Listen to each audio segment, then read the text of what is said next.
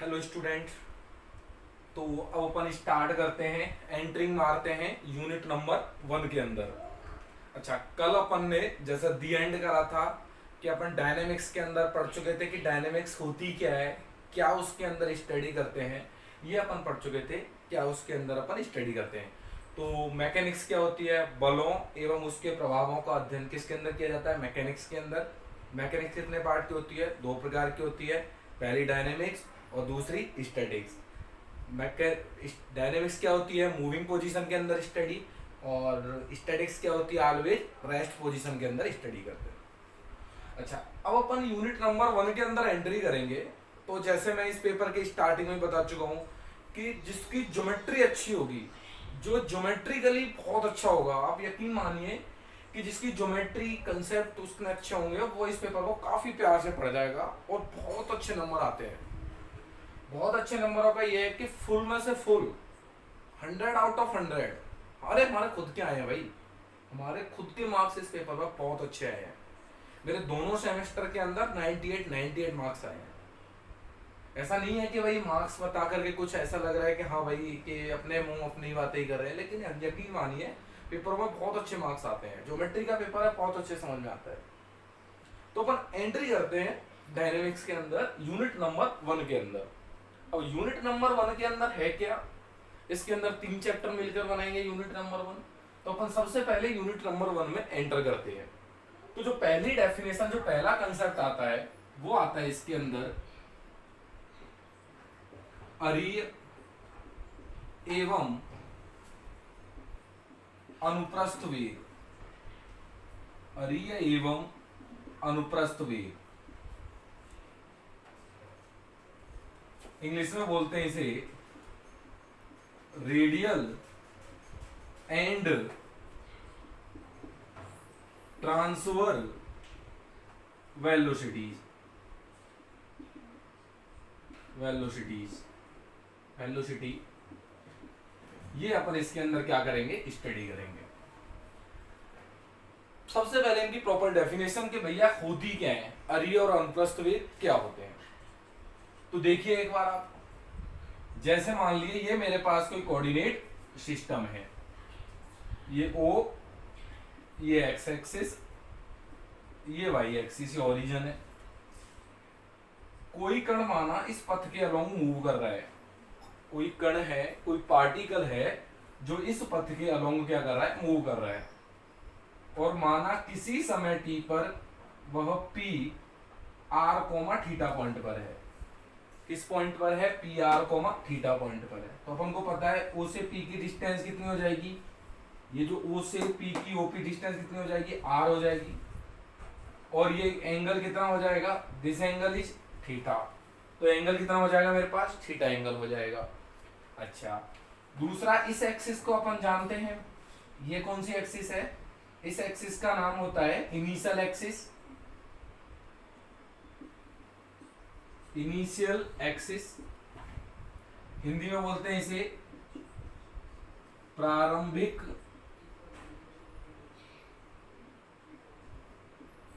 रेखा।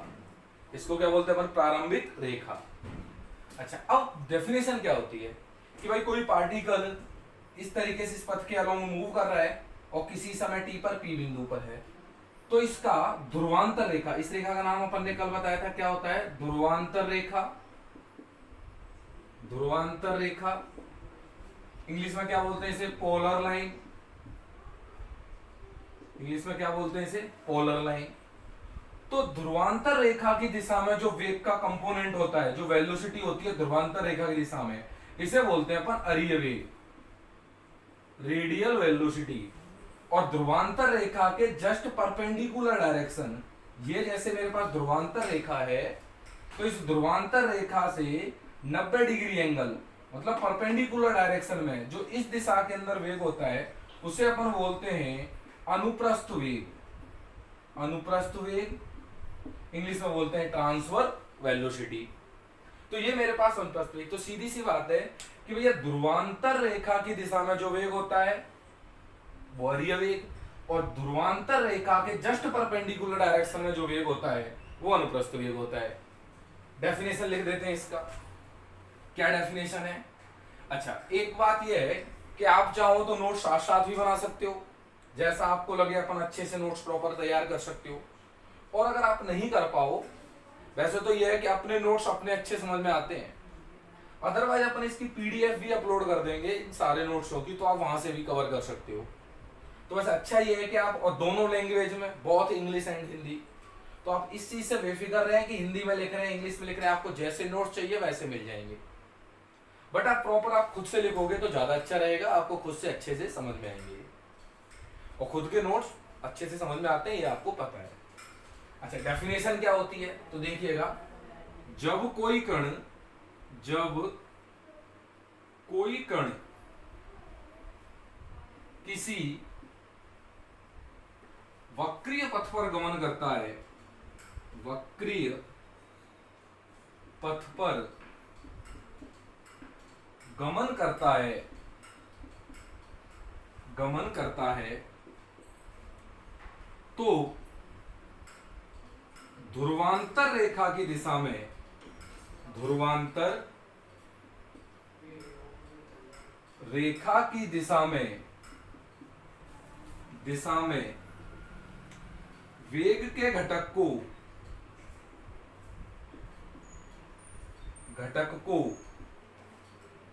अरियवेग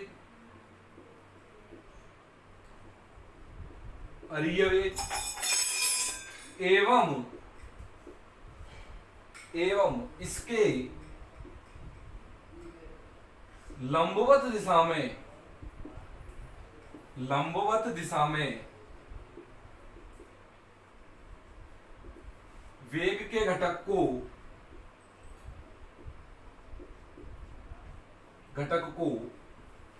अनुप्रस्थ वेग कहते हैं, अनुप्रस्थ वेग कहते हैं।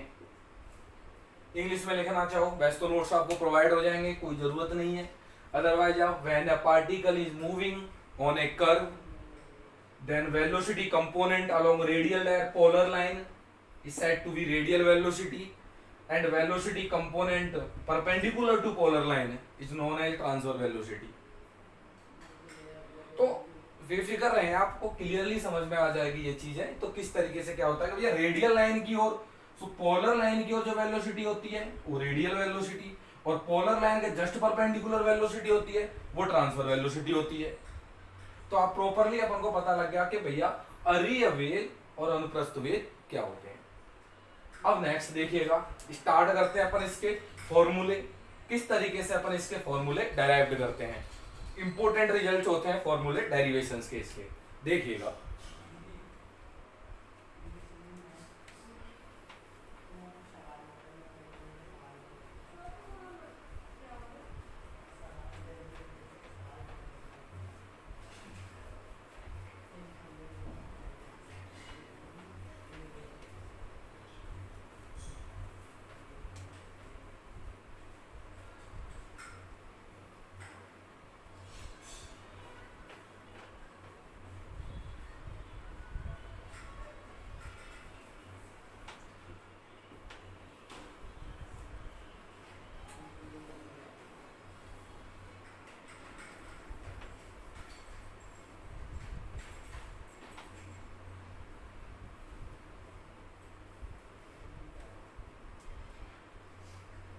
हाँ जी, तो अब डेराइव करते हैं इनके फॉर्मूला, देखिएगा एक बार। अरीय एवं अनुप्रस्थ वेग के सूत्र, formula of radial and transfer velocities. भाई किस तरीके से इनके फॉर्मूला अपन डेराइव करते हैं, formula of radial and transfer velocities. देखिएगा, ये मेरे पास कोई कोऑर्डिनेट सिस्टम है, ये एक्स एक्सिस, ये वाई एक्सिस, ये ओरिजिन। माना कोई कण इस पथ के अलोंग मूव कर रहा है, माना कोई कण इस पथ के अलोंग मूव कर रहा है किसी समय t पर, मान लिया कि ये कण p r comma theta point पर है, इसी समय टी पर कहां पर है, ये पी पॉइंट पर है, तो ओ से पी की जो डिस्टेंस होगी वो डिस्टेंस आर, और ये घुमा गया एंगल होगा, दिस एंगल इज थीटा, ये एंगल कितना होगा, थीटा होगा। इस रेखा का नाम भी मुझे पता है, इसको क्या बोलते हैं, ध्रुवांतर रेखा। अच्छा, किसी समय टी पर यहां पर है, कुछ समय पश्चात ये पॉइंट क्यू पर पहुंच जाता है, कुछ समय पश्चात कहां पहुंच जाता है, ये क्यू पॉइंट पर पहुंच जाता है। कोऑर्डिनेट क्या है इसके, r plus delta r and theta plus delta theta, मतलब आर में थोड़ा सा डेल्टा आर परिवर्तन हो गया और थीटा में थोड़ा सा डेल्टा थीटा हो गया। तो जो आर प्लस डेल्टा आर देखते के साथ ये जो डिस्टेंस होगी, ये डिस्टेंस कितनी होगी, आर प्लस डेल्टा आर होगी। अच्छा, एंगल क्या होगा, theta plus delta theta, x axis से ये एंगल कितना होगा, थीटा प्लस डेल्टा थीटा, और दिस एंगल इज थीटा, तो ये एंगल कितना बचा रह जाएगा, तो this angle is delta theta, ये एंगल कितना बचा रह जाएगा, डेल्टा थीटा। अच्छा, अब अपन स्टार्ट करते हैं। तो देखो थ्योरी में क्या लिखेंगे, माना किसी समय टी पर कण पी आर कोमा थीटा बिंदु पर है तथा अल्प समय डेल्टा टी समय पश्चात यह Q R plus delta are theta plus delta theta बिंदु पर है।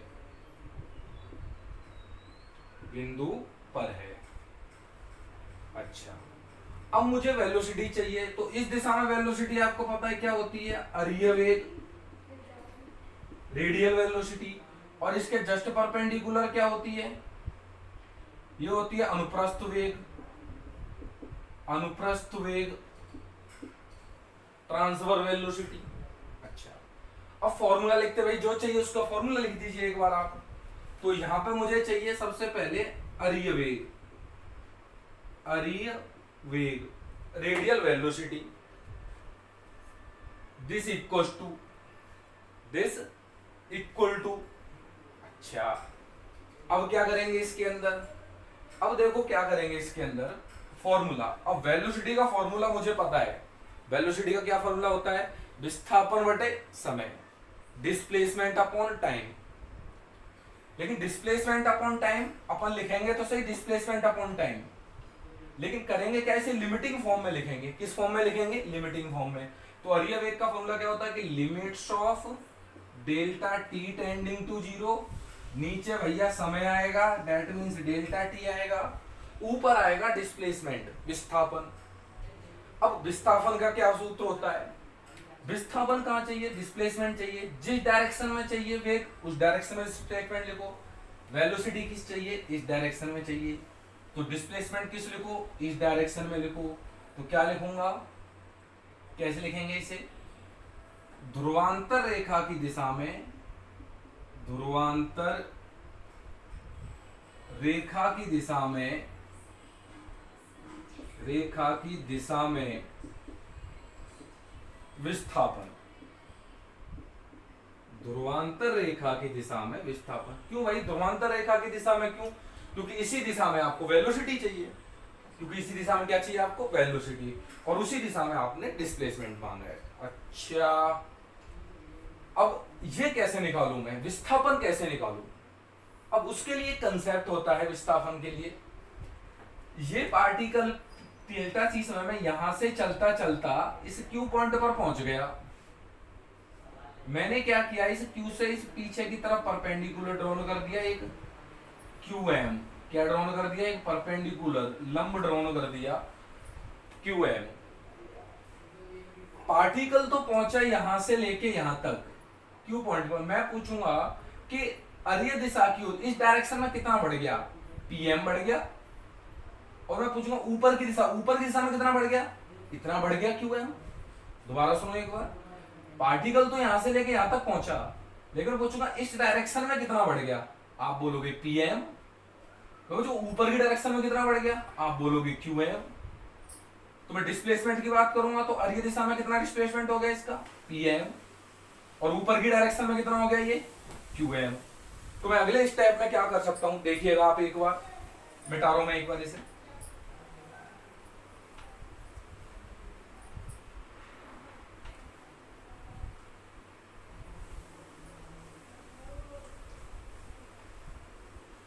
अगले स्टेप में that implies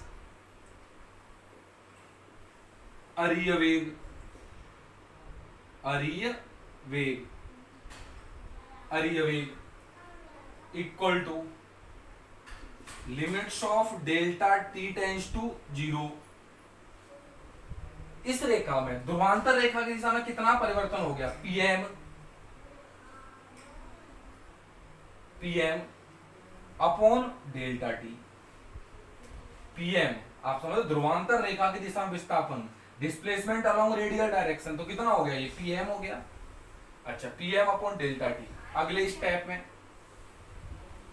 limits of delta T tends to 0, pm, क्या आपको pm है, मुझे pm चाहिए, तो इसे ऐसे लिख लो, pm को om में से op घटा दूं। देखो आप एक बार, om में से घटा दीजिए आप OP को, OM इतना है, इसमें से OP घटा दीजिए, कितना आ गया मेरे पास, PM आ गया। नीचे क्या लिख दो इसके, डेल्टा टी, नीचे क्या आ गया ये, डेल्टा टी। अगले स्टेप में limits of delta T tends to 0, नीचे भैया डेल्टा टी को विराजमान रखिए। ऊपर क्या आएगा, अब ऊपर की कैलकुलेशन के लिए एक बार मैं इसे नीचे वाले को मिटाता हूं।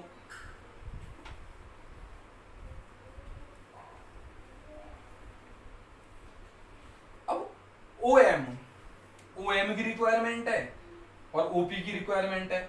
OP तो अपन को नजर आ रहा है, O से P की डिस्टेंस कितनी है, R, तो दैट्स द OP की जगह -R। बट अब ये OM कैसे निकालोगे, अब OM के लिए आप एक बार इस ट्राइंगल पे देखिएगा, इन ट्राइंगल, किस ट्राइंगल की बात चल रही है, OMQ,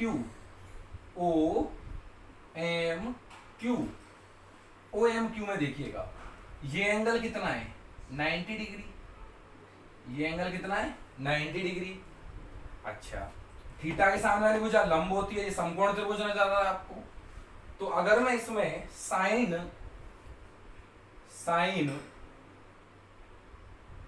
की जगह cos डेल्टा थीटा का फॉर्मूला लगाऊं मैं, cos डेल्टा थीटा क्या होता है, आधार बटे कर्ण, तो ये थीटा के सामने लंब होती है तो मुझे आधार चाहिए, आधार कितना हो गया, OM बटे कर्ण, कर्ण कितना है, 90 के सामने बैठा होगा कर्ण, तो कितना आ गया ये, R प्लस डेल्टा R। तो अगले स्टेप में यहां से OM कितना आ गया, this is equal to R plus delta R into cos of delta theta. OM की वैल्यू कितनी आ गई, R plus delta R cos of delta theta. ये वैल्यू यहां रख देता हूं OM की, तो ये माइनस में एक बार देखिएगा, दैट्स द -R। OM की value R plus delta R, this is cause of delta theta. अच्छा, अब आप एक और बात देखिएगा, क्योंकि डेल्टा टी किसकी ओर जा रहा है, 0 की ओर जा रहा है, डेल्टा टी 0 की ओर, मतलब ये समय क्या है, बहुत ही कम है, P से Q तक पहुंचने का जो टाइमिंग है वो बेहद कम है, और जब टाइमिंग कम है तो इसका मतलब ये Q पॉइंट लगभग P की ओर है। दोबारा सुनो एक बार, ये टाइमिंग कम है तो P पर यहाँ था, T से थोड़ा सा ही हिला होगा तो Q पॉइंट यहाँ होगा, जब Q पॉइंट यहाँ होगा तो ये देखो, जब Q पॉइंट यहाँ था तो डेल्टा थीटा और कम हो गया होगा, Q पॉइंट यहाँ आएगा तो डेल्टा थीटा और कम हो गया होगा, और Q लगभग P के बराबर, समय कम है ना, तो Q लगभग P के बराबर होगा, तो डेल्टा थीटा किसकी ओर जाएगा, 0 की ओर, तो delta T tending to 0, then delta theta is also tending to 0। और जब डेल्टा थीटा 0 की ओर होता है तो अपन को पता है कि cos ऑफ डेल्टा थीटा का मान लगभग किसके बराबर होता है, 1 के। cos ऑफ डेल्टा थीटा का मान किसके बराबर होता है, 1 के। और साइन ऑफ डेल्टा थीटा का मान किसके बराबर होता है, साइन ऑफ डेल्टा थीटा का मान बराबर होता है डेल्टा थीटा के बराबर। बट मुझे रिक्वायरमेंट किसकी है, cos डेल्टा थीटा की, तो मैं इसका यूज यहाँ पे कर लूंगा, ठीक है ना। साइन डेल्टा थीटा की अगले आर्टिकल में काम आएगी, जबकि मैं इसका यूज यहाँ पे कर लूंगा। देखो एक बार आप आगे, तो मिटा रहा हूं मैं इसे ऊपर से।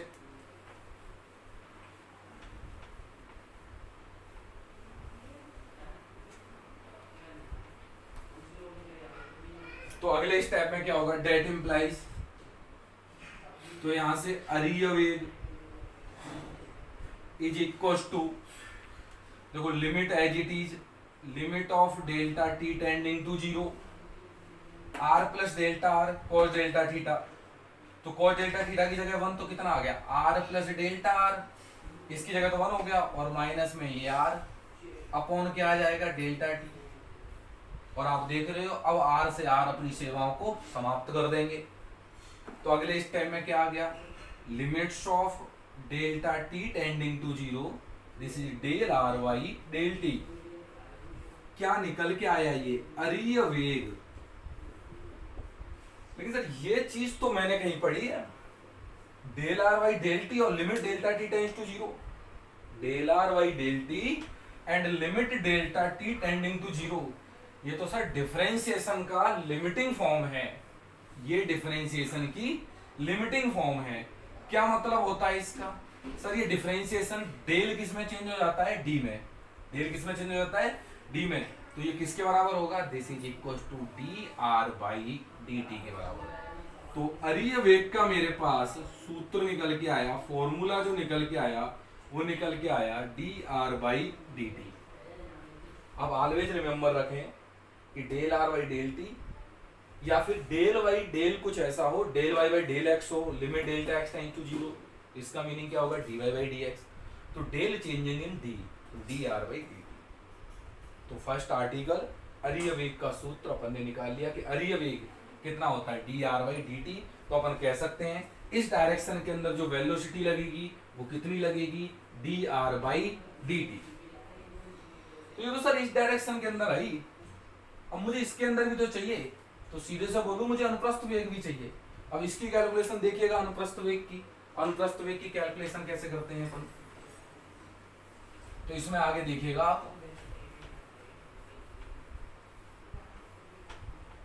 वेलोसिटी है ना, तो वेलोसिटी का तो एक ही फंडा होता है, विस्थापन बटे समय। वेलोसिटी का क्या फंडा होता है, विस्थापन बटे समय, डिस्प्लेसमेंट अपॉन टाइम।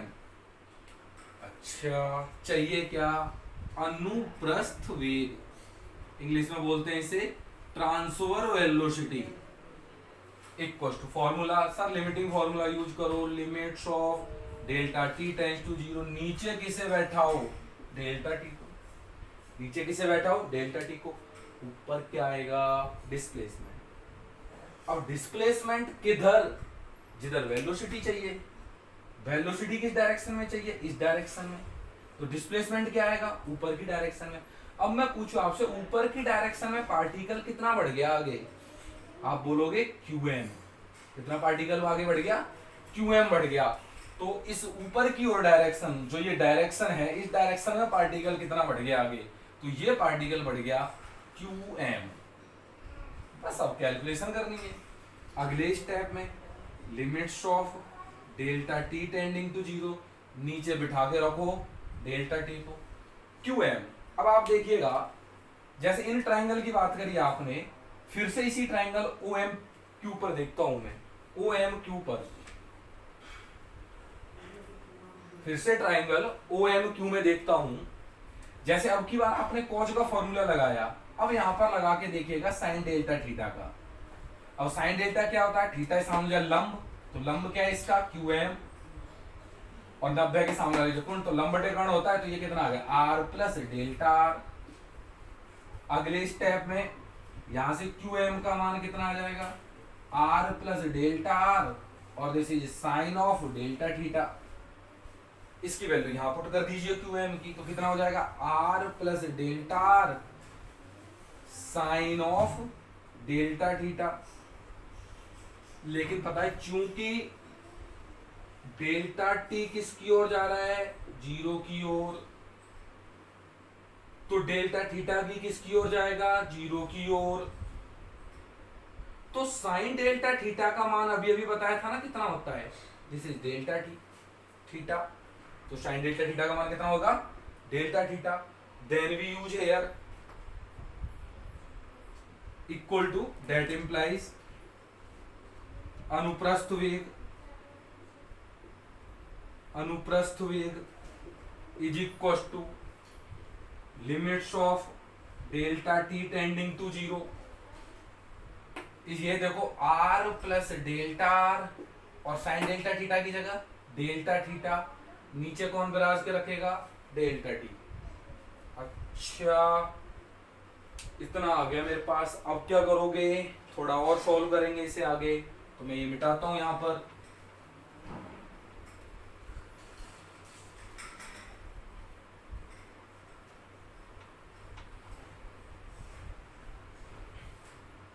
अगले स्टेप में क्या होगा इसके बाद, equals to limits of delta T tending to zero.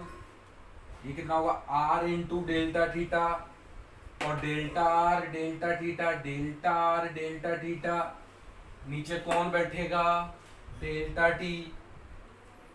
अच्छा अब क्या करें, अब आप एक बात और देखिएगा, क्या देखिएगा, चूंकि delta r and delta theta लगभग जीरो के बराबर हैं, मतलब दोनों ही बहुत कम हैं। अब दोनों ही बहुत कम संख्याओं की जब आप मल्टीप्लाई करोगे डेल्टा आर डेल्टा टी, तो लगभग वो और कम आ जाएगा, लगभग जीरो आ जाएगा। इसको ऐसे बोलते हैं कि जैसे डेल्टा आर का मान 0.02 है इंटू, ठीक है कि नहीं है, और इंटू डेल्टा थीटा का मान भी जैसे मान लो 0.02, बहुत छोटी संख्या, जब इनको मल्टीप्लाई करोगे 0.0024 आ जाएगा, तो ये और भी छोटी संख्या आ जाएगी। तो दो छोटी संख्याओं को जब मल्टीप्लाई करते हैं तो और भी छोटी संख्या आ रही है। तो इसका मतलब इस क्वांटिटी को, ये तो बहुत छोटी संख्या है और छोटी डिजिट है, छोटी संख्या है, तो इसे नगण्य मानकर छोड़ देंगे। तो डेल्टा और डेल्टा थीटा को नगण्य मानकर ड्रॉप करने पर, छोड़ने पर, देखिएगा क्या आएगा फिर।